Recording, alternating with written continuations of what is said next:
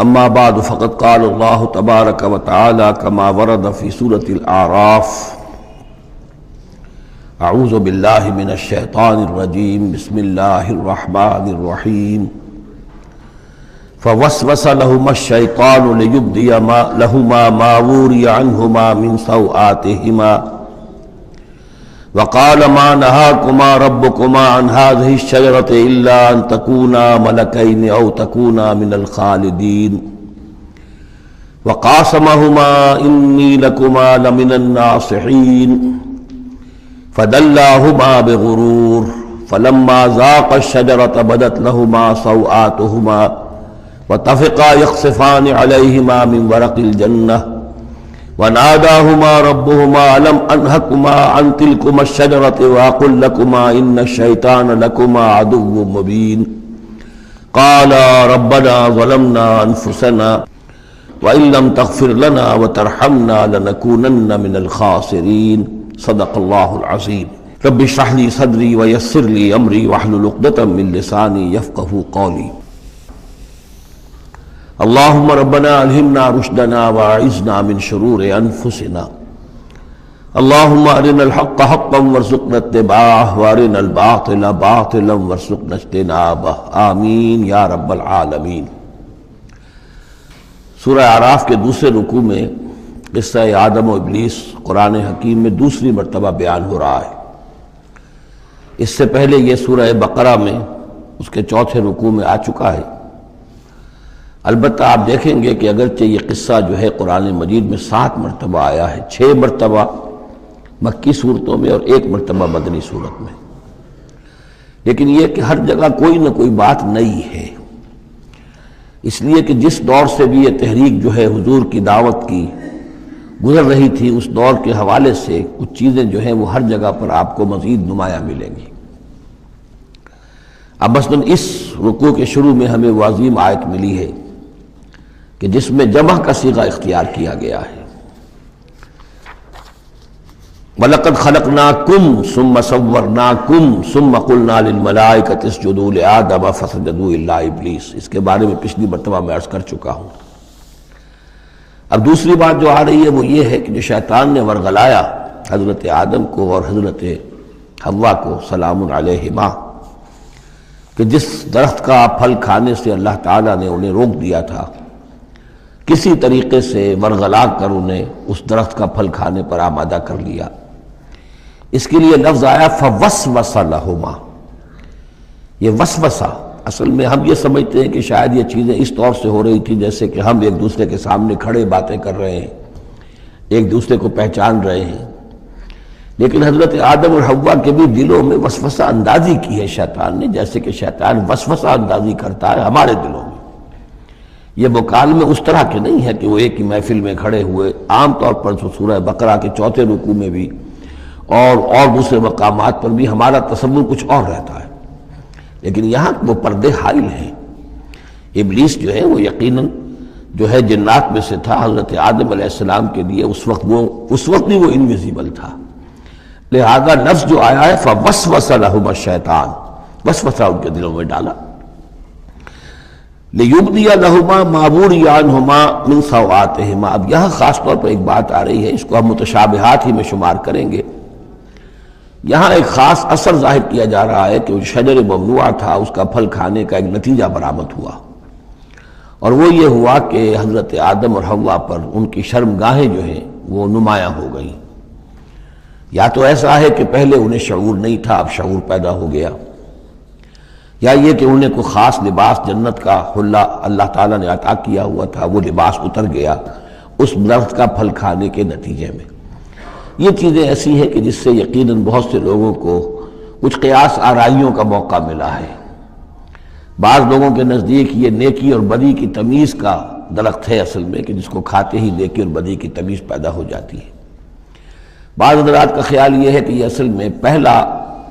Sexual act ہے آدم اور حوا کے مابین، جس کو اس سے تعبیر کیا گیا ہے۔ یہ مختلف آراء ہیں، مختلف جو ہیں اس میں قیاسات ہیں، لیکن صحیح بات شکل یہی ہے کہ اس کے ضمن میں ابھی ہمیں اس کو متشابہات ہی کے دائرے میں رکھ کر اور اس کے بارے میں کوئی قطعی اور حقیقی اور یقینی رائے جو ہے قائم کرنے کی کوشش نہیں کرنی چاہیے، تاکہ کہیں اور معلومات جو ہیں ہماری سائنس کے ذریعے سے اکتشافات اور معلومات کا دائرہ اور وسیع ہو جائے تو اس سے ہم پہنچ جائیں اس کی کنہ تک کہ وہ درخت کون سا تھا۔ لیکن یہاں ظاہر کیا گیا ہے کہ شیطان نے جو وسوسہ اندازی کی ان کے دلوں میں وہ یہ تھی، فوسوس لهما الشیطان لیبدی لهما ما وري عنهما من سوآتهما وقال ما نهاكما ربكما عن هذه الشجرة، اور اس نے کہا، یہ وسوسہ اندازی کی کہ نہیں روکا ہے آپ دونوں کو آپ کے رب نے اس درخت سے، الا ان تکونا ملکین، مگر یہ کہ کہیں آپ نہ ہو جائیں فرشتے نہ بن جائیں، او تکونا من الخالدین، یا ہو جائیں آپ ہمیشہ ہمیش رہنے والے۔ اب اس میں سیدھی سی بات یہ ہے کہ فرشتوں کو تو جھکایا گیا حضرت آدم کے سامنے، تو فرشتہ بن جانا کون سی بہت بڑی بات تھی، لیکن یہ کہ انسان بسا اوقات اپنی اصل حقیقت کو، اصل مقام کو بھول جاتا ہے، نسیان ہو جاتا ہے، اور یہ بات گویا کہ شیطان کے وسوسہ اندازی سے ان کے ذہن میں پیدا ہوئی، یا یہ کہ آپ ہمیشہ ہمیش رہیں اور آپ پر موت طاری نہ ہو۔ وَقَاسَمَهُمَا إِنِّي لَكُمَا لَمِنَ النَّاصِحِينَ، اور انہوں نے قسمیں کھا کھا کر اس نے یقین دلایا میں آپ کے لیے بہت یعنی مخلص ہوں، اور جو رائے دے رہا ہوں وہ بہت صحیح ہے۔ فَدَلَّاهُمَا بِغُرُورٍ، تو دھوکہ دے کر انہیں، جس کو ہم کہتے ہیں مائل کر ہی لیا، شیشے میں اتار ہی لیا۔ فَلَمَّا ذَاقَ الشَّجَرَةَ، تو جب ان دونوں نے چکھ لیا اس درخت کے پھل کو، بَدَتْ لَهُمَا سَوْآتُهُمَا، ظاہر ہو گئی ان پر ان کی شرمگاہیں، وَاتَّفِقَا يَخْصِفَانِ عَلَيْهِمَا مِنْ وَرَقِ الْجَنَّةِ، اور وہ اب لگے درخت کے جو جنت کے پتوں کو گانٹھ کر اپنے لیے لباس بنانے کے لیے، تفقا یخصفان، گانٹھنے لگے، جوڑنے لگے کہ جو جنت کے پتے تھے ان کو سی کر آپس میں اپنی سطر جو ہے وہ سطر پوشی کریں اور اپنی شرمگاہوں کو ڈھانپیں۔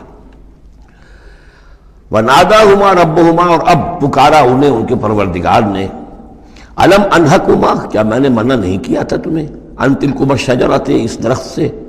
وَأَقُلْ لَكُمَا، اور میں نے کیا کہا نہیں تھا تم سے، إِنَّ الشَّيْطَانَ لَكُمَا عَدُوٌّ مُّبِينٌ، کہ شیطان تم دونوں کے لیے بڑا کھلا دشمن ہے۔ قَالَا رَبَّنَا ظَلَمْنَا أَنفُسَنَا، تو ان دونوں نے کہا کہ اے رب ہمارے، ہم نے اپنے اوپر ظلم کیا، زیادتی کی، ہم اپنی غلطی کا اعتراف کرتے ہیں۔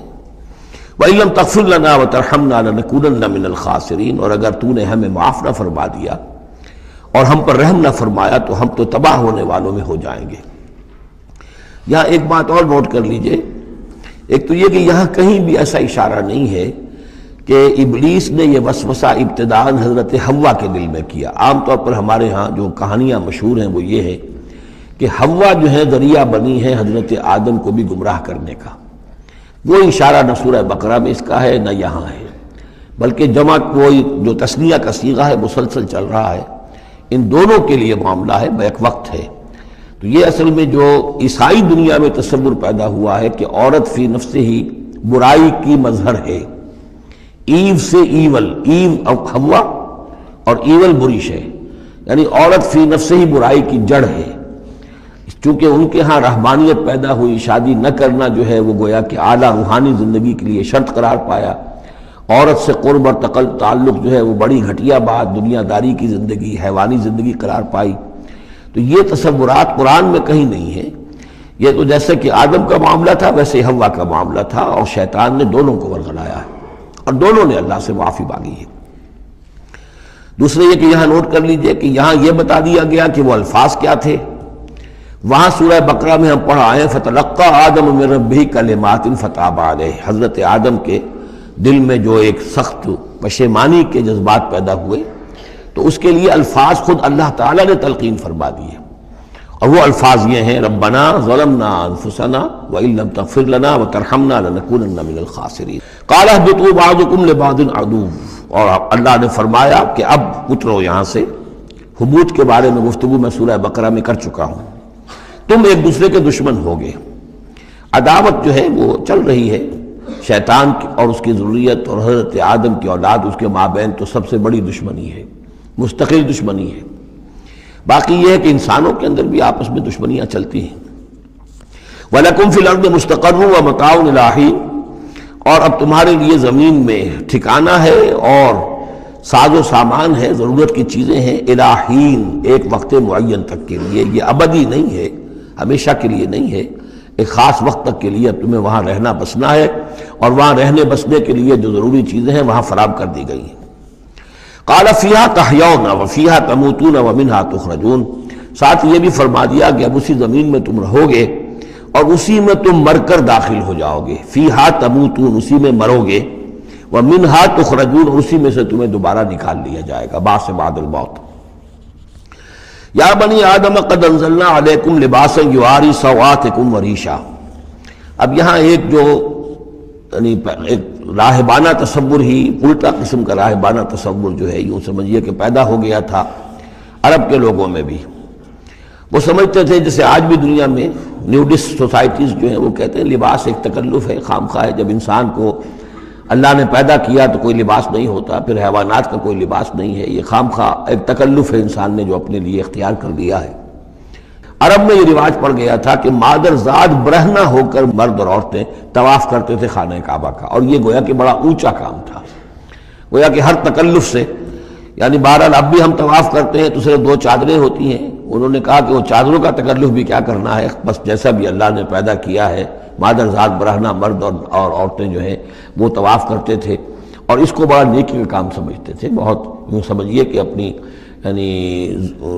سیلف اینیہیلیشن یا اپنی نفی ذات جو ہے اس کا بہت بڑا مظہرہ تھا۔ اب اس کی یہاں تردید ہو رہی ہے،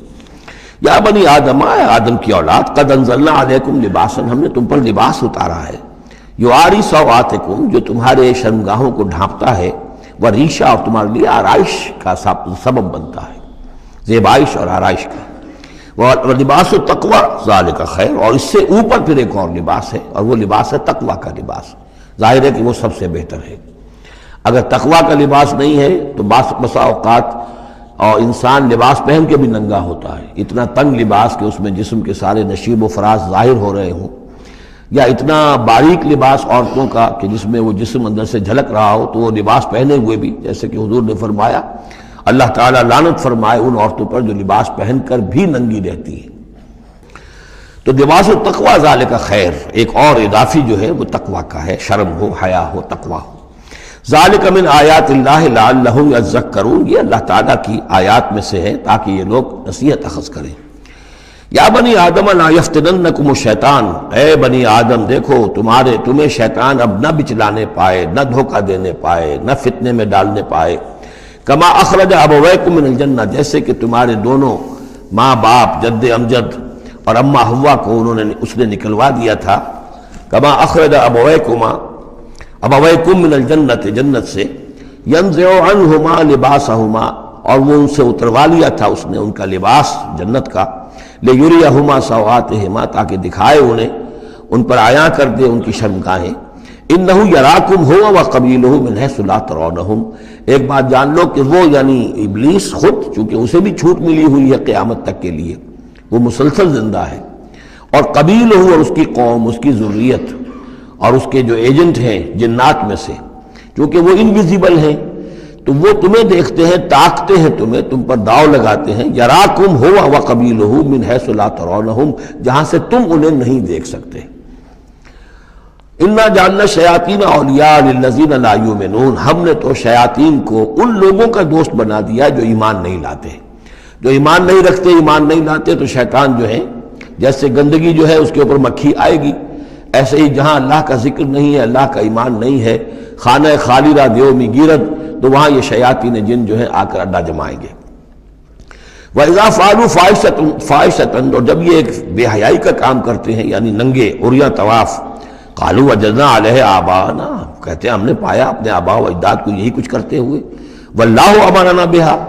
اور جب ہمارے آباء و اجداد یہ کرتے تھے تو یقیناً اللہ ہی نے اب اس کا حکم دیا ہوگا۔ یہ گویا کہ ان کے نزدیک سرکمسٹانشل ایویڈنس تھا کہ جب ایک ریت چلی آ رہی ہے، ایک رسم چلی آ رہی ہے تو یقیناً اللہ ہی نے کہا ہوگا۔ قل ان اللہ لا یامر بالفحشاء، نبی ان سے کہہ دیجئے اللہ تعالیٰ بے حیائی کا حکم نہیں دیتا۔ اتقولون علی اللہ ما لا تعلمون، تو کیا تم اللہ کی طرف منسوب کر رہے ہو، یعنی جھوٹ جڑ کر اور جھوٹ گھڑ کر اس کو جڑ رہے ہو اللہ کی جناب میں، جو جس کا کہ تمہیں کوئی علم حاصل نہیں ہے۔ قل امر ربی بالقسط، کہہ دیجئے اے نبی کہ میرے رب نے تو حکم دیا ہے انصاف کا، عدل کا، توازن کا۔ وَأَقِيمُوا وُجُوهَكُمْ عِنْدَ كُلِّ مَسْجِدٍ، اور اپنے رخ سیدھے کر لیا کرو ہر نماز کے وقت۔ مسجد جو ہے یہ اس میں ظرف ہے، اور ظرف زمان بھی، ظرف مکان بھی۔ مسجد سجدے کی جگہ بھی مسجد ہے، اور سجدے کا وقت جو ہے ظرف زمان وہ بھی مسجد ہے۔ وَادْعُوهُ مُخْلِصِينَ لَهُ الدِّينَ، اور اس کو پکارا کرو، اس سے دعا کیا کرو، لیکن اس کے لیے اپنی اطاعت کو خالص کرتے ہوئے۔ یعنی اللہ تعالیٰ سے دعا کرنے کی ایک شرط ہے، اس کی اطاعت کو اپنے اوپر لازم کرو۔ جیسے کہ سورہ بقرہ میں ہم جہاں روزے اور رمضان کے احکام اور حکمتوں کا بیان ہوا ہے، اس میں فرمایا گیا وَإِذَا سَأَلَكَ عِبَادِي عَنِّي فَإِنِّي قَرِيبٌ أُجِيبُ دَعْوَةَ الدَّاعِ إِذَا دَعَانِ فَلْيَسْتَجِيبُوا لِي، میں تو ہر ایک پکارنے والے کی پکار سنتا ہوں، اس کی دعا کو قبول کرتا ہوں، لیکن اسے بھی چاہیے کہ میرا کہنا مانے، اور یہ کہنا ماننا جو جزوی نہیں ہوگا۔ ادخلوا فی السلم کافہ، داخل ہونا ہے تو پورے پورے ہونا ہے۔ تو فرمایا کہ مخلصین لہ الدین، اپنی اطاعت کو اس کے لیے خالص کرتے ہوئے، یعنی اس کی اطاعت کے دائرے کے اندر تو اور اطاعتیں ہو سکتی ہیں۔ والدین کا حکم آپ مان لیجئے جس میں کہ اللہ کی معصیت نہ ہو،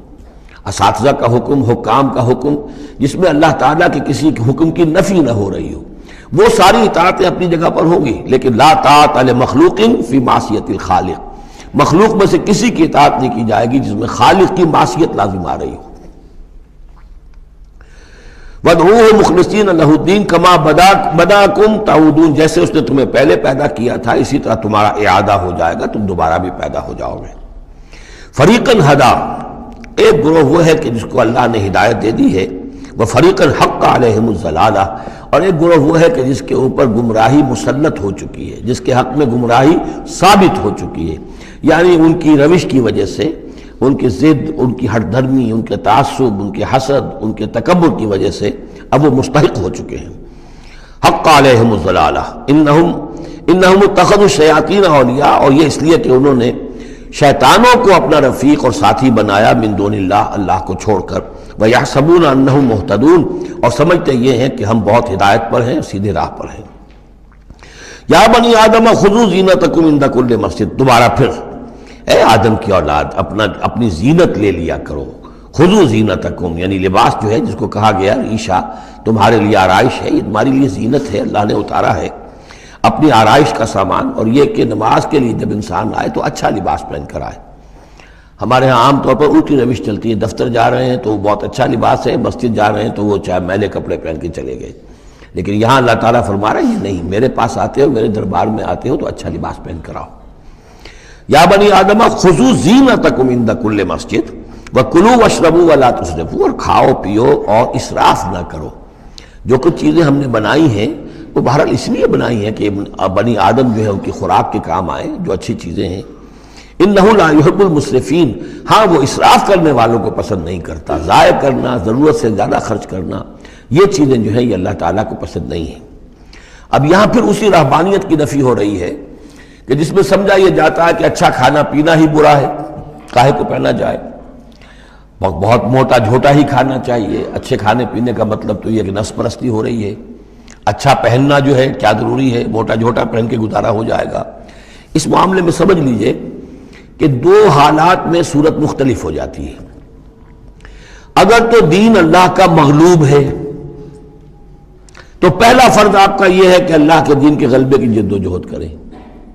بیشتر وقت بیشتر صلاحیتیں اس میں لگائیں۔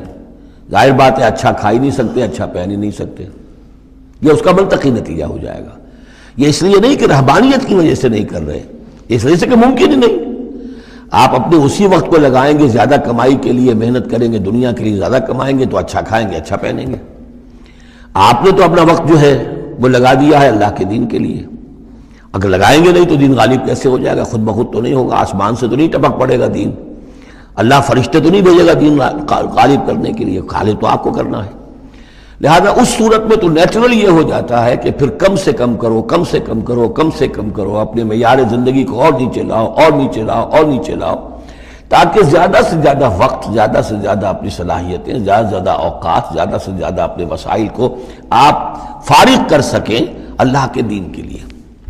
لیکن اس حالت میں یہ جو ہوتا ہے یہ کسی رہبانیت کی وجہ سے نہیں ہے، جیسے کہ صحابہ کرام نے سختیاں جھیلی، بھوک برداشت کی، گھر بار چھوڑے، لیکن وہ کسی رہبانیت کے نظریے کے تحت نہیں تھے۔ وہ ایک مثبت جہادی نظریہ ہے، جد و جہد، انقلابی جد و جہد، اور اس انقلابی جد و جہد میں تو دنیا میں جو بھی کوئی آئی ہے پارٹی، ریولوشنری پارٹی، اسے یہ سختیاں جھیلنی پڑی ہیں، چاہے وہ کمیونسٹ ہو یا کوئی اور ہو۔ انقلاب تو اس کے بغیر آتا ہی نہیں ہے۔ البتہ اگر دین غالب ہو گیا، قائم ہے، اب گویا کہ جو ریاست ہے، اسلامی ریاست ہے، نظام خلافت ہے، اب آگے دین کو پھیلانا اور عام کرنا اور مزید اس کے غلبے کی جد و جہد کی توسیع جو ہے یہ ریاست کے ذمہ آ گئی۔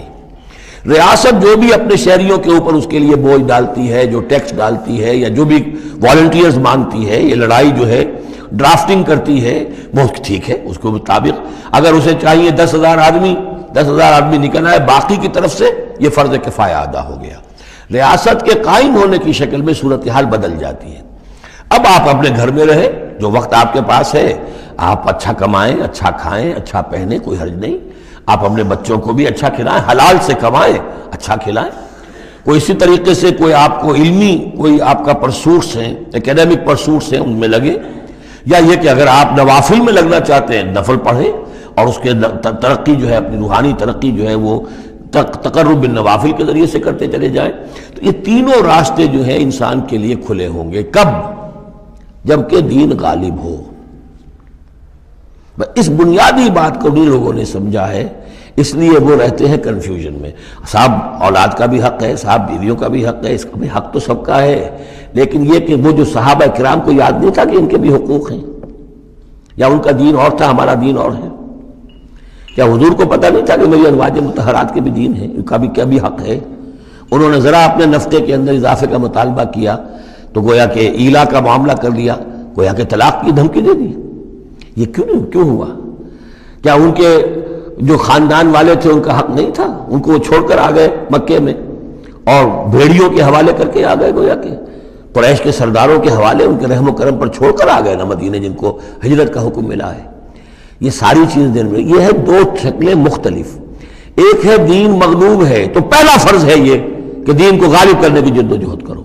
ایک جماعتی زندگی کے اندر منسلک ہو کر تن من دھن، ان صلاتی و نسکی و مایایا و مماتی للہ رب العالمین، کم سے کم نکالو اپنے لیے، کم سے کم۔ اب ظاہر بات ہے اس میں تو پھر کم سے کم پر ہی گزارا کرنا ہوگا، صرف سبسسٹنس لیول جس کو کہا جائے، اپنے آپ کو برقرار رکھنے کے لیے، تاکہ جسم اور جان کا رشتہ تعلق جو ہے برقرار رہے، کام کر سکے آدمی۔ ہاں جب دین غالب ہو جائے اب مسئلہ بالکل مختلف ہو گیا ہے، اب ریاست ہے اور ریاست نے اپنی فوجیں بھی رکھی ہوئی ہیں، جو بھی ذرائع ہیں، ہاں جب بھی ضرورت ہوگی وہ شہریوں کو بلائے گی، اس وقت حاضر ہونا فرض ہو جائے گا۔ لیکن ورنہ عام حالات میں ریاست اس فرائض کو ادا کر رہی ہے، مزید توسیع دعوت دین کی اور غلبہ دین کی وہ ریاست کے ذمہ ہے، اسلامی ریاست ہے، نظام خلافت ہے۔ اب آپ جو ہے انڈیویجولز کی حیثیت سے اپنے کاروبار میں لگ جائیں، یا کوئی شخص اپنی روحانی ترقی میں لگ جائے، کوئی شخص یہ کہ دولت زیادہ سے زیادہ کمائے اور وہ اس کو ثواب کے کاموں میں صرف کرے، کوئی شخص جو ہے کسی سائنس میں، کسی اور شعبے میں اسے علمی دلچسپی ہو جائے، تحقیق کے کاموں میں، سارے راستے کھلے ہوں گے۔ اس صورت میں اچھا کھانا، اچھا پہننا کوئی حرام شے نہیں، تو جبکہ رہبانیت اس حالت میں بھی اس کے لیے کوئی گنجائش نہیں چھوڑتی، تو یہاں اس کی نفی کی جا رہی اس رہبانیت کے نظریے کی۔ قل من حرم زینت اللہ التی اخرج لعبادہ، کہیے ان سے پوچھئے کس نے حرام کی ہے وہ زینت جو اللہ نے نکالی ہے اپنے بندوں کے لیے، والطیبات من الرزق، اور کس نے حرام کیے ہیں پاکیزہ کھانے کی چیزیں۔ قل ہی للذین آمنوا فی الحیات الدنیا، کہہ دیجئے یہ تمام چیزیں دنیا کی زندگی میں بھی اللہ تعالیٰ نے تو اہل ایمان ہی کے لیے بنائی ہیں، خالصۃ یوم القیامہ۔ ہاں دنیا میں وہ کفار کو بھی دے رہا ہے، تم بھی کھا پی لو، برت لو یہاں پہ جو کچھ کرنا ہے، اس لیے کہ آخرت میں تمہارا کوئی حصہ نہیں ہے، البتہ آخرت میں جا کر یہ تمام اچھی چیزیں خالصۃ یوم القیامہ، قیامت کے دن تو یہ خالصۃ جو ہے اللہ کے اہل ایمان بندوں کے لیے ہو جائیں گی، پھر کافر کو کوئی شے نہیں ملے گی۔ کذالک نفصل الآیات، اس طرح ہم اپنی آیات کی وضاحت کرتے ہیں، لقوم یعلمون، ان لوگوں کے لیے جو علم رکھتے ہو یا جو علم حقیقی حاصل کرنا چاہیں۔ قل انما حرم ربی الفواحش ما ظہر منها وما بطن، کہہ دیجئے کہ میرے رب نے تو حرام قرار دیا ہے بے حیائی کی باتوں کو، خواہ وہ اعلانیہ ہو اور خود چھپی ہوئی ہو، بے حیائی خود چھپی ہوئی ہو، وہ بھی اللہ تعالیٰ کو پسند نہیں ہے، وہ بھی حرام ہے۔ والاسم، اور گناہ کو حرام کیا ہے، والبغی، اور ناحق زیادتی کرنا کسی دوسرے پر بغیر الحق، وان تشرکوا باللہ ما لم ينزل بہ سلطانا، اور اس کو حرام ٹھہرایا ہے کہ تم اللہ کے ساتھ شریک ٹھہراؤ کسی ایسی چیز کو جس کے لیے اس نے کوئی سند نہیں اتاری ہے، وان تقولوا علی اللہ ما لا تعلمون، اور حرام قرار دیا اس بات کو کہ تم اللہ کی طرف منسوب کرو وہ چیزیں کہ جو تم نہیں جانتے، جس کے لیے تمہارے پاس کوئی علم نہیں ہے۔ وَلِكُلِّ أُمَّةٍ أَجَلٌ،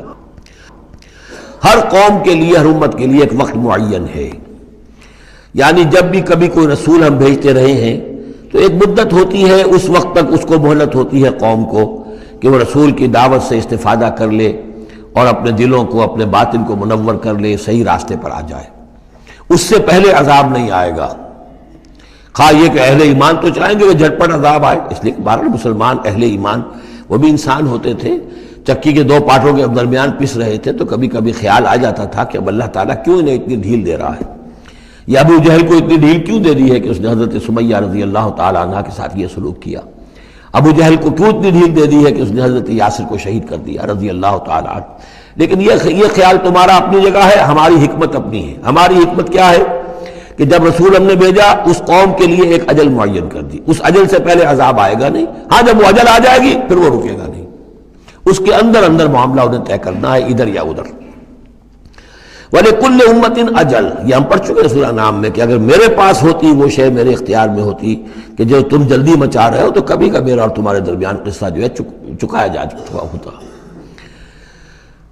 فَإِذَا جَاءَ أَجَلُهُمْ، لیکن جب ان کی اجل آ جائے گی، لَا يَسْتَأْخِرُونَ سَاعَةً وَلَا يَسْتَقْدِمُونَ، نہ تو وہ اس کو مؤخر کر سکیں گے ایک گھڑی بھی، اور نہ ہی اس سے کھسک سکیں گے، سرک سکیں گے آگے کی طرف۔ یا بنی آدم اما یاتینکم رسل، اب یہ وہی آیت آ گئی جو سورہ بقرہ میں بھی آئی تھی، فاما یاتینکم منی ہدی فمن تبع ہدایا فلا خوف علیہم ولا هم یحزنون والذین کفروا وکذبوا بآیاتنا اولئک اصحاب النار هم فیہا خالدون۔ یا بنی آدم اما یاتینکم رسل منکم، اے بنی آدم جب بھی تمہارے پاس آئیں گے رسول، تم ہی میں سے ہوں گے، تم میں سے تمہاری قوم کے لوگ ہوں گے، یقصون علیکم آیاتی، جو تمہیں میری آیات سنائیں گے، فمن اتقی واصلح، تو جو بھی تقوی کی روش اختیار کرے گا اور اصلاح کر لے گا اور نیکی کی روش اختیار کرے گا، فلا خوف علیہم ولا هم یحزنون، ان کے لیے نہ کوئی خوف ہوگا اور نہ وہ کسی حزن سے دوچار ہوں گے۔ والذین کذبوا بآیاتنا واستکبروا عنہا، اور جو ہماری آیات کو جھٹلائیں گے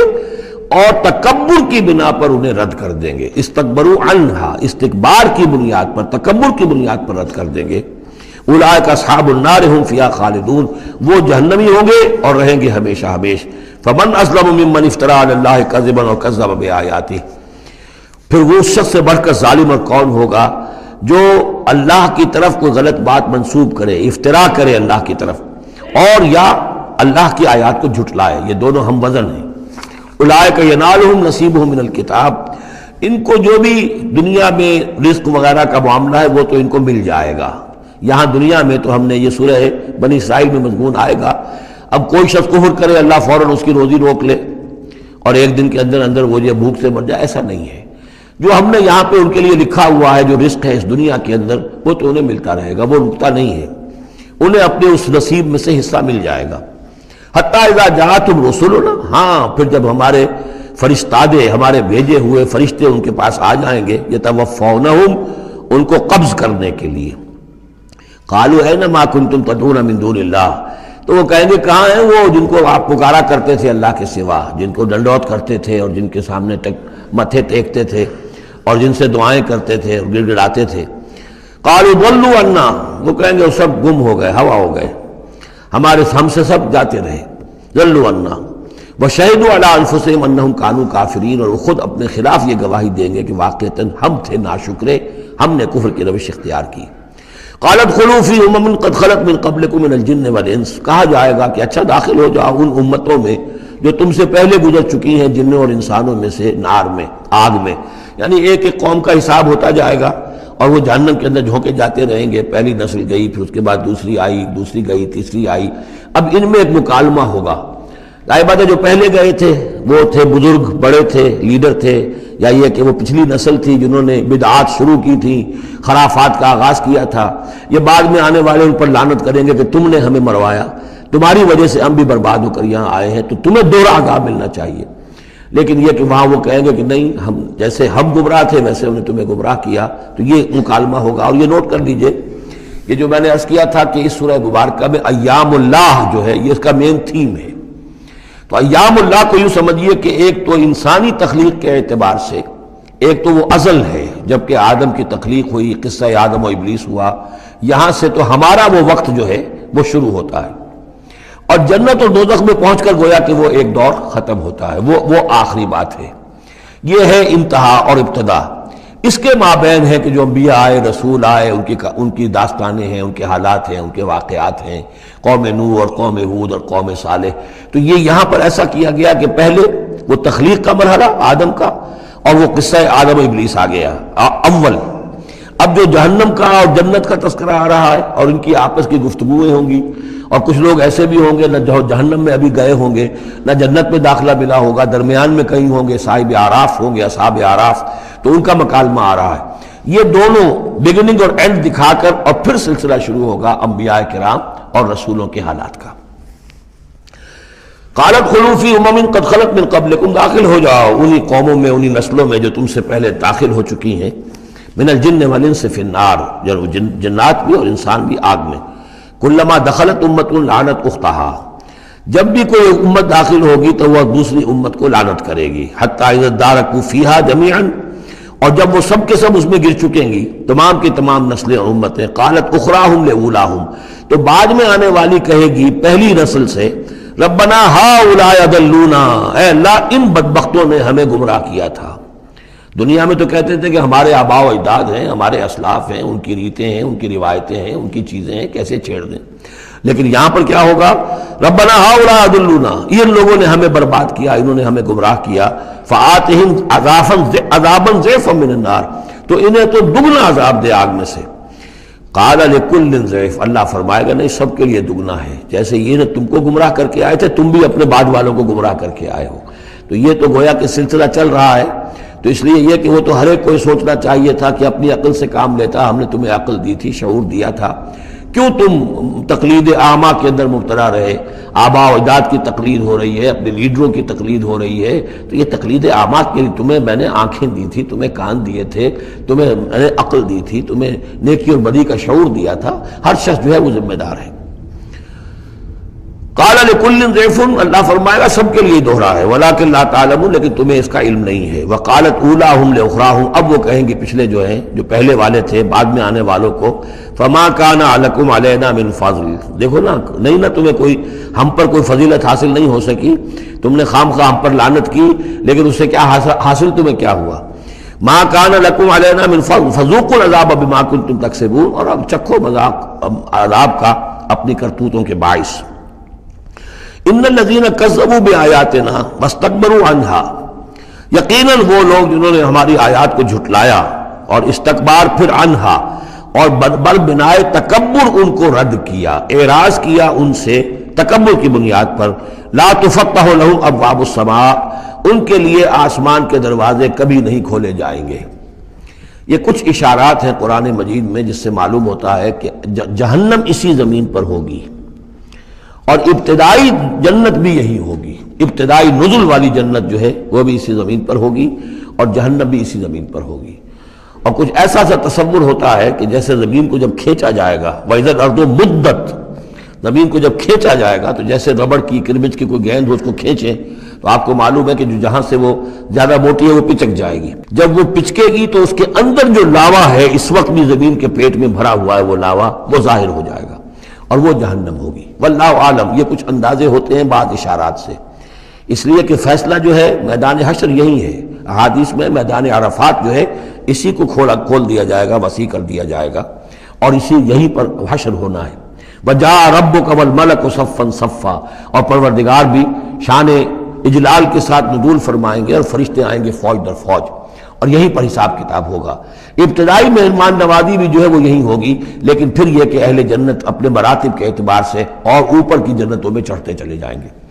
لیکن ظاہر بات ہے یہ لوگ جو ہیں یہ یہی کہ یہ رہ جائیں گے، لا تفتح لہم ابواب السماء، ان کے لیے آسمان کے دروازے کھولے ہی نہیں جائیں گے، ولا يدخلون الجنۃ، اور وہ جنت میں داخل نہیں ہوں گے، حتی یلج الجمل فی سم الخیاط، یہاں تک کہ اونٹ گزر جائے، گھس جائے سوئی کے ناکے میں۔ اسے کہتے ہیں تعلیق بالمحال، نہ یہ ممکن ہے کہ سوئی کا ناکہ اتنا بڑا ہو جائے کہ اونٹ گزر جائے، یا اونٹ اتنا چھوٹا ہو جائے کہ سوئی کے ناکے میں داخل ہو جائے، نہ ان کفار کے جنت میں داخل ہونے کا کوئی امکان ہے۔ اور یہ بات بھی نوٹ کیجئے کہ یہی بات اصل میں حضرت عیسیٰ علیہ السلام نے تنقید جو انہوں نے کی تھی کہ ایک دولت مند شخص ان کے پاس آیا، جیسے ہمارے ہاں بھی ہوتے ہیں جو دیندار ہیں، سیٹھ ہیں، اور وہ دین کے کام بھی کرتے ہیں، تو انہوں نے کہا کہ بتائیے آپ کی تعلیم کیا ہو؟ کہ نماز پڑھو، روزہ رکھو، کرو، نماز روزہ میں کرتا ہوں۔ اچھا اپنے غریبوں کے اپنے بال میں سے دو، یہ کرو وہ کرو، یہ بھی میں کرتا ہوں، آپ بتائیے اور کیا ہے؟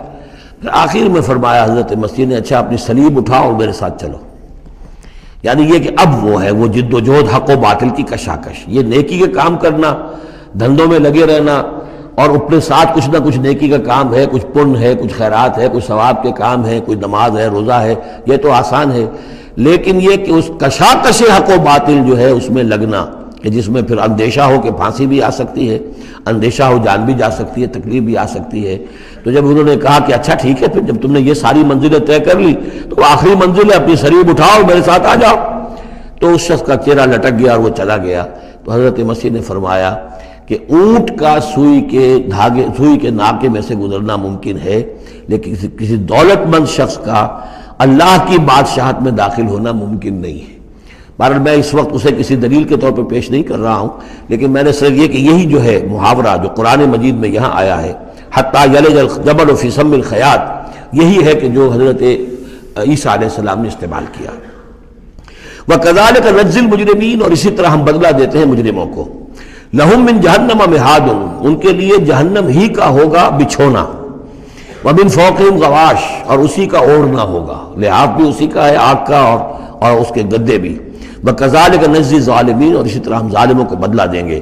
وَالَّذِينَ آمَنُوا وَعَمِلُوا الصَّالِحَاتِ، اور وہ لوگ جو ایمان لائے اور جنہوں نے نیک عمل کیے، لَا نُكَلِّفُ نَفْسًا إِلَّا وُسْعَهَا، پھر آ گئی وہی بات،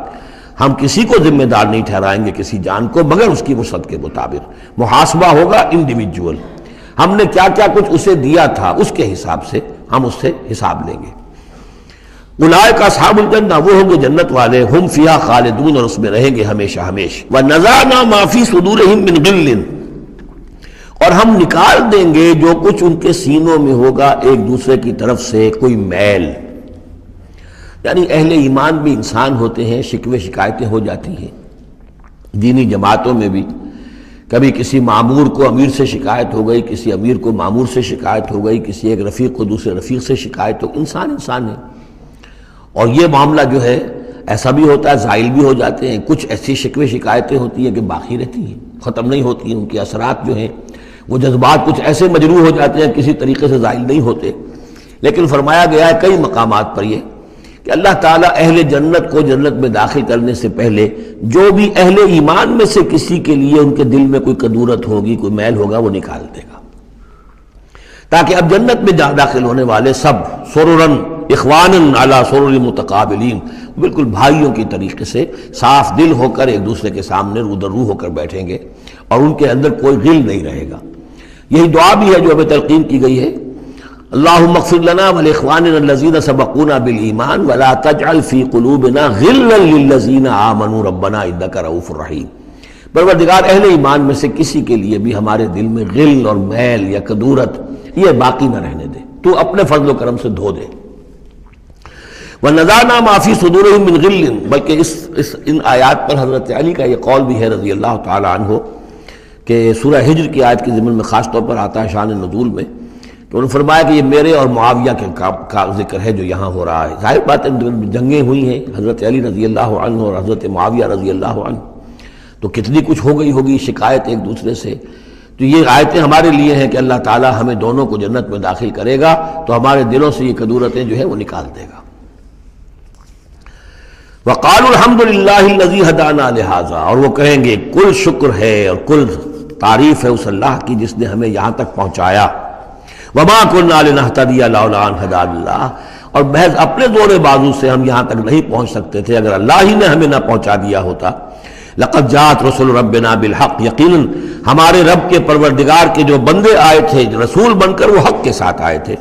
وَنُودُوا، اور تب انہیں ندا کی جائے گی، پکارا جائے گا، ان تلکم الجنۃ اورثتموها بما کنتم تعملون، اب یہ وہ جنت ہے جس کے تم وارث بنا دیے گئے ہو تمہارے اعمال کی وجہ سے۔ بندے کا کام یہ ہے کہ وہ یہ کہے گا اے اللہ میں اس لائق نہیں تھا، میرے اعمال ایسے نہیں تھے، میں اپنے اعمال کے بل پر کبھی بھی نہیں اس کا مستحق ہو سکتا تھا، یہ سارا تیرا فضل ہے، تیرا کرم ہے، تیری عطا ہے، تیری دین ہے۔ اللہ فرمائے گا نہیں میرے بندے، تو نے محنت کی تھی، کوشش کی تھی، ایثار کیا تھا، تو نے حق کا راستہ چوز کیا تھا، تو نے کبھی نقصان بھی برداشت کیا تھا حق کے لیے، اور باطل کا مقابلہ کرنے میں تکالیف بھی جھیلی تھی۔ تو بندہ جو ہے وہ کہے گا نہیں پروردگار یہ سب تیرا فضل ہے، اور اللہ کہے گا یہ تمہارے اعمال کی وجہ سے۔ دونوں جزوی طور پر حقیقتیں ہیں، یہ دونوں چیزیں ہیں مل کر ایک بات کو مکمل کرتی ہیں۔ ہم ارادہ کرتے ہیں کام کا، اللہ تعالیٰ اس کام کی توفیق دے دیتا ہے، ارادہ ہی نہ کریں تو توفیق نہیں ہوگی،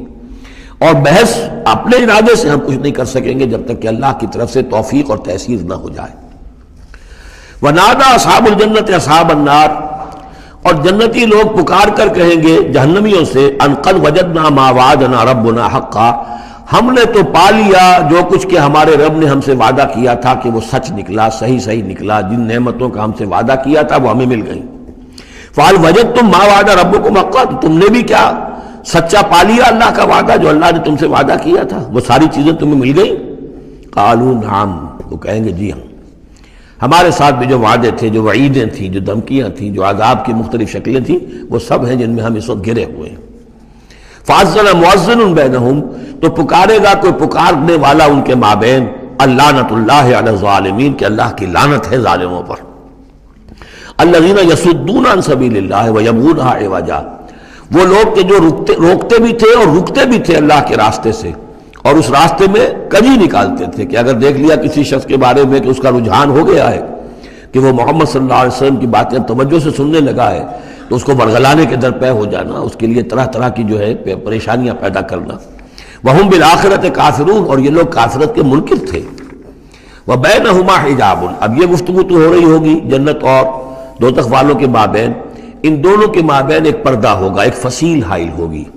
یہ نقشہ جو ہے زیادہ کلیئرلی سورہ حدید میں کھینچا گیا ہے، وَضُرِبَ بَيْنَهُمْ بِسُورٍ لَهُ بَابٌ، بَيْنَهُمَا حجاب، فصیل ہوگی، ادھر جنت ہے ادھر دوزخ ہے۔ وَعَلَى الْأَعْرَافِ رِجَالٌ، اور عرف کہتے ہیں جو فصیلوں کے اوپر بنی ہوتی ہیں، جھروکے سے بنے ہوتے ہیں، جہاں سے کہ جھانک کر دیکھتے ہیں، تو اس طرح آپ نے فصیلوں کے اوپر دیکھے ہوں گے، تو اعراف ہوں گے۔ رجال یعرفون کلا بسیماہم، وہ لوگ ہوں گے جو سب کو پہچانتے ہوں گے، جہنمیوں کو بھی پہچانتے ہوں گے اور دوزخیوں کو بھی پہچانتے ہوں گے۔ اس لیے کہ یہ کون ہوں گے؟ یہ بین کے لوگ تھے جن میں کچھ نیکی بھی تھی، بدی بھی تھی، نہ یکسو ہوئے تھے ادھر نہ یکسو ہوئے تھے ادھر، تو کچھ نیکیاں کچھ بدیاں انہوں نے جمع کر لی تھیں، اور ان کے اعمال جو ہے وہ برابر ہو گئے، بدی اور نیکی کے اعمال جو ہے وہ برابر ہو گئے۔ تو اس حوالے سے ان کو ابھی درمیان میں روک لیا گیا ہے کہ نہ وہ جہنم میں جھونکے گئے نہ جنت میں داخل ہوئے۔ اور یہ وہ لوگ ہیں، ظاہر بات ہے کہ جو پھر جب بین کے لوگ تھے کچھ تو پہچانتے تھے ادھر سے کفار کو بھی ادھر سے اہل ایمان کو بھی، تو یعرفون کلا بسیماہم، وہ سب جانتے تھے پہچانتے تھے، ان کو بھی جو جنت میں ہیں ان کو بھی جو دوزخ میں ہیں۔ ونادوا اصحاب الجنت، اب وہ پکاریں گے جنت والوں کو، ان سلام علیکم، سلام ہو آپ پر، سلامتی ہے آپ پر، لم يدخلوها، وہ اس میں ابھی داخل نہیں ہوئے، وہم یطمعون، اور اس کی بڑی طمع ہوگی کاش کہ اللہ ہمیں بھی جلدی سے داخل کر دے۔ وَإِذَا صُرِفَتْ أَبْصَارُهُمْ تِلْقَاءَ أَصْحَابِ النَّارِ، اور جب ان کے ذرا چہرے جو ہے پھیر دیے جائیں گے، ان کی نگاہیں جو ہیں وہ ادھر پھیر دی جائیں گی کہ ذرا جہنمیوں کو بھی مشاہدہ کر لو۔ وَإِذَا صُرِفَتْ أَبْصَارُهُمْ تِلْقَاءَ أَصْحَابِ النَّارِ قَالُوا رَبَّنَا لَا تَجْعَلْنَا مَعَ الْقَوْمِ الظَّالِمِينَ، اس وقت وہ کہیں گے پروردگار ہمیں ان ظالموں کے ساتھ شامل نہ کر دیجو، چونکہ ابھی بین ہے، بین الخوف والرجا، تو انہیں امید بھی ہے، یطمعون بھی ہے، لیکن اندیشہ بھی ہے، تو یہ کہ بیچ میں چونکہ لٹکے ہوئے ہیں اس لیے ادھر دیکھتے ہیں تو انہیں سلام کرتے ہیں، اور یہ کہ دل میں ان کے امنگیں جاگ جاتی ہیں، تمنائیں جاگ جاتی ہیں کہ اللہ ہمیں بھی ان کے ساتھ شامل کر دے، اور ادھر دیکھتے ہیں تو کہتے ہیں ربنا لا تجعلنا مع القوم الظالمین۔ ونادى اصحاب الاعراف رجالا يعرفونهم بسیماہم، اور اب یہ اہل جہنم میں سے ان لوگوں کو جنہیں یہ پہچانتے ہوں گے ان کے چہروں سے، ان کی نشانیوں سے، ان کو پکاریں گے، قالوا ما اغنى عنكم جمعكم وما كنتم تستكبرون، کچھ کام نہ آیا تمہاری جمعیت، تمہارے پرے، تمہاری فوجیں، تمہارے حاشیہ نشین، یہ کہاں گئے؟ اور جو کچھ تم جو تکبر کیا کرتے تھے، اکڑتے تھے، اے ابو جہل کیا بنا تیرا، اور اے ولید بن مغیرہ تیرا کیا ہوا؟ اہؤلاء الذین اقسمتم لا ینالهم اللہ برحمتہ، کیا وہ لوگ اب جنت والوں میں وہاں پہ آپ کو فقراء بھی نظر آئیں گے، وہاں بلال بھی نظر آئے گا، وہاں صہیب رومی بھی ہوں گے، وہاں یاسر بھی ہوں گے،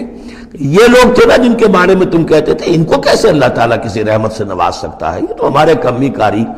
گھٹیا طبقے کے لوگ ہیں، اللہ نے ہمیں دولت دی ہے، حیثیت دی ہے، وجاہت دی ہے، ہمیں طاقت دی ہے، عزت دی ہے، یہ جو لوگ ہیں گرے پڑے ان کو اللہ تعالیٰ کیسے نواز دے گا؟ تو وہ کہیں گے اس وقت ان کا جو رنج اور غم ہے اس کو بڑھانے کے لیے، اہؤلاء الذین اقسمتم لا ینالهم اللہ برحمتہ وادخلوا الجنۃ لا خوف علیکم ولا انتم تحزنون، ان سے تو کہہ دیا گیا داخل ہو جاؤ جنت کے اندر، نہ تم پر کوئی خوف ہے اور نہ تم کسی حزن سے دوچار ہوگے۔ ونادى اصحاب النار اصحاب الجنہ، اور اب پکاریں گے جہنم والے جنت والوں کو، ان افیضوا علینا من الماء، کہ کچھ تو بہا دو ہماری طرف پانی جو اللہ نے تمہیں دے رکھا ہے، او مما رزقکم اللہ، اور جو کچھ اللہ نے تمہیں رزق دیا ہے کچھ وہاں سے ہماری طرف بھی، اے خاص برندان چمن کچھ تو ادھر بھی، مما رزقکم اللہ، قالوا ان اللہ حرمہما علی الکافرین، وہ جواب دیں گے اہل جنت کہ شاید ہم تو دینا بھی چاہتے، ہماری شرافت سے تو یہ بعید تھا کہ ہم کوڑا جواب تمہیں دے دیتے، لیکن کیا کریں، اللہ نے حرام کر دی ہے یہ چیزیں کافروں پر، ہمارے ہاتھ بندھے ہوئے ہیں، ہم یہ نعمتیں اب تمہاری طرف نہیں بھیج سکتے۔ ان اللہ حرمہما علی الکافرین، انہیں حرام کر دیا ہے اس پانی کو بھی اور یہ جو بھی ہمیں رزق اللہ نے نوازا ہے۔ الذین اتخذوا دینہم لہوا ولعبا، وہ لوگ کہ جنہوں نے اپنے دین کو کھیل کود بنا لیا ہے، تماشا اور دل بہلانے کا اور ہنسی اور ٹھٹا بنا دیا ہے، وغرتہم الحیات الدنیا، اور انہیں دنیا کی زندگی نے دھوکے میں مبتلا کر دیا ہے۔ فَالْيَوْمَ نَنْسَاهُمْ كَمَا نَسُوا لِقَاءَ يَوْمِهِمْ هَذَا، تو آج کے دن ہم بھی انہیں نظر انداز کر دیں گے۔ یہ نسیان ایک تو ہوتا ہے بھول جانا، اور ایک ہوتا ہے جان بوجھ کے نظر انداز کر دینا، یہ بھی نسی کے معنی میں یہ عربی زبان میں موجود ہے۔ اليوم ننسا، آج ہم بھی انہیں بھلا دیں گے، کیا مطلب بھلا دیں گے؟ یعنی نظر انداز کر دیں گے۔ کما نسوا لقاء یومہم ھذا، جیسے کہ انہوں نے آج کے اس دن کی ملاقات کو بھلائے رکھا تھا یا نظر انداز کر دیا تھا۔ وما كانوا بآیاتنا یجحدون، اور وہ جو ہماری آیات کا انکار کرتے رہے تھے۔ وَلَقَدْ جِئْنَاهُمْ بِكِتَابٍ، اور ہم تو ان کے پاس لے آئے تھے ایک کتاب، فَصَّلْنَاهُ عَلَىٰ عِلْمٍ، جس کی ہم نے پوری تفصیل بیان کر دی تھی علم کے ساتھ، ہدی ورحمۃ لقوم یؤمنون، اور وہ ہدایت بھی تھی اور رحمت بھی تھی ان لوگوں کے لیے جو ایمان لانے والے تھے۔ هل ينظرون الا تاویلہ، یہ کس چیز کا انتظار کر رہے ہیں؟ یعنی آیات عذاب جو قرآن مجید میں آ رہی ہیں ان کے عملی ظہور کا انتظار کر رہے ہیں، یہ انتظار کر رہے ہیں کہ واقعتاً یہ سیلاب کا بند جو ہے وہ ٹوٹ ہی جائے، اور واقعتاً ان کے اوپر جو سیلاب کا دھارا ہے عذاب کا وہ آ جائے۔ هل ينظرون الا تاویلہ، اس انجام کی فکر کر رہے ہیں، اس کا انتظار کر رہے ہیں۔ یوم یاتی تاویلہ، جس دن کہ اس کا مصداق ظاہر ہو جائے گا۔ یقول الذین نسوہ من قبل، تو کہیں گے وہی لوگ جنہوں نے اسے بھلا دیا تھا، پہلے نظر انداز کر دیا تھا، قد جاءت رسل ربنا بالحق، اس وقت وہ کہیں گے کہ یقیناً ہمارے پروردگار کے جو رسول آئے تھے، پیغامبر آئے تھے، وہ حق کے ساتھ آئے تھے۔ فہل لنا من شفعاء، تو ہے کوئی ہمارے لیے سفارش کرنے والے؟ ہل لنا من شفعاء فیشفعوا لنا، کہ وہ ہمارے لیے شفاعت کریں، سفارش کریں۔ اور نردو، یا یہ کوئی ایسی شکل پیدا کر دیں کہ ہمیں لوٹا دیا جائے، ہمیں دوبارہ دنیا میں بھیج دیا جائے، فنعمل غیر الذی کنا نعمل، تاکہ پھر ہم عمل کریں اس کے برعکس کے جو ہم کرتے رہے تھے۔ قد خسروا انفسهم، نہیں اب اس کا کوئی امکان نہیں، اب تو وہ اپنے آپ کو ہلاک کر چکے، برباد ہو چکے۔ وضل عنہم ما كانوا یفترون، اور جو افتراء وہ کرتے رہے تھے وہ ان کے ہاتھوں سے گم ہو گیا، ہاتھوں کے طوطے اڑ گئے۔ ان ربکم اللہ الذی خلق السماوات والارض فی ستۃ ایام، جان لو تمہارا پروردگار وہ اللہ ہے جس نے پیدا کیے آسمان اور زمین 6 دنوں میں۔ ثم استوى علی العرش، پھر متمکن ہوا ہے عرش پر۔ اب یہ عرش بھی جیسا کہ میں عرض کر چکا ہوں یہ بھی آیات متشابہات میں سے ہے، اس کی کوئی حقیقت بھی ہو سکتی ہے کہ کوئی واقعتاً مجسم کوئی شے ہو، کوئی چیز ہو فی الواقع کسی جگہ پر ہو، اور یہ بھی ہو سکتا ہے کہ اس سے مراد محض استعارہ ہو، واللہ عالم۔ عالم غیب کی یہ ساری خبریں جو ہیں، یہ میں نے جیسا کہ عرض کیا، یہ مستقل طور پر یہ تو آیات متشابہات ہی میں رہیں گی، یہ تو عالم آخرت میں داخل ہونے کے بعد ہی اس کے حقائق منکشف ہوں گے۔ البتہ جو سائنٹیفک فینومینا وغیرہ ہیں ان کے بارے میں تدریجاً بعض آیات متشابہات جو ہیں وہ اب محکمات کی شکل اختیار کر چکی ہیں، بعد اور کر لیں گی، واللہ اعلم۔ یغشی اللیل النہار، وہ ڈھانپ دیتا ہے رات کو دن پر، یا رات کو ڈھانپ دیتا ہے دن سے، یطلبہ حثیثاً، اور وہ اس کے پیچھے لگا ہوا آتا، دوڑتا ہوا، دن رات کے پیچھے، رات دن کے پیچھے، والشمس والقمر، اور سورج کو پیدا کیا اس نے، اور چاند کو، والنجوم، اور ستاروں کو، مسخرات بامرہ، اور یہ سب کے سب اس کے حکم سے اپنے اپنے کاموں میں لگے ہوئے ہیں، مسخر ہیں، جو بھی قاعدہ قانون ہے اس کی اطاعت کر رہے ہیں۔ الا لہ الخلق والامر، آگاہ ہو جاؤ، اسی کے لیے ہے خلق اور اسی کے لیے ہے امر۔ یہ آیت جو ہے اس کے دو مفہوم ذہن میں رکھیے، ایک جو ہے جو بہت سادہ ہے، سطحی مفہوم ہے، وہ بھی درست ہے کہ ایک ہے تخلیق اور ایک ہے پھر اللہ کا حکم، کائنات اس نے بنائی اور اب اس کا حکم ہے یہ کرو یہ نہ کرو، یہ اوامر ہے، یہ نواہی ہے، یہ شریعت ہے۔ لیکن اس کا ایک گہرا مفہوم بھی ہے کہ اصل میں کریشن جو ہے اس کائنات میں دو سطح پر ہوئی ہے،